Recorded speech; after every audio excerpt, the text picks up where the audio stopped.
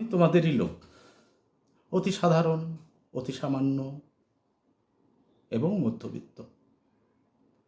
আপনাদের মতো আমারও পিছু টান আছে। কোনো কিছু শুরু করতে যাওয়ার আগে ভয় আছে, পাছে লোকে কিছু বলে।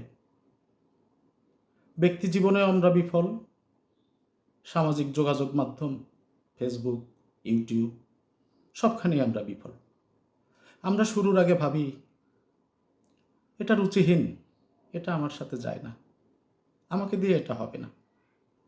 আবার গভীর কিছু তাও বলতে পারি না।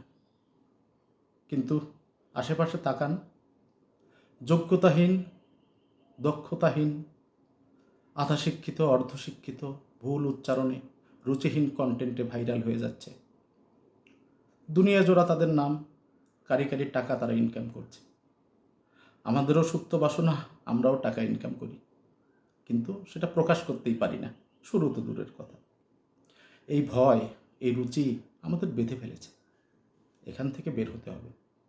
এখন পৃথিবীটা তাদের, যাদের কণ্ঠ উচ্চকিত, যারা বলতে পারে, যারা করতে পারে, যারা দেখাতে পারে। তারা কেন পারে? কারণ তারা পারে, তাদের হারাবার কিছু নেই, কিন্তু জয় করবার জন্য আছে পুরো বিশ্ব। তারা কোনো কিছু চিন্তা না করেই শুরুটা করে এবং একসময় সফল হয়ে যায়। অথচ আপনার আমার জীবনেও আছে নানা না বলা গল্প, ব্যর্থতা, অপমান, ভালোবাসা, হৃদয় নিংড়ানো এত কথা, যেগুলো আমরা একটু গুছিয়ে বলতে পারি। বলতে গেলেই দেখবেন এগুলো হাজারো মানুষের কথা। একটা সময় বড় বড় উপন্যাস পড়ে অনেক কথা দেখে মনে হতো এই কথাটা ঠিক আমারই কথা, আমি বলতে চেয়েছিলাম কিন্তু পারিনি। এবার আপনাদের আমাদের দ্বার উন্মোচিত, আসুন আমরা শুরুটা করি। পিছুটানের নামে থেমে থাকা নয়, আমরা জয় করি গোটা পৃথিবী।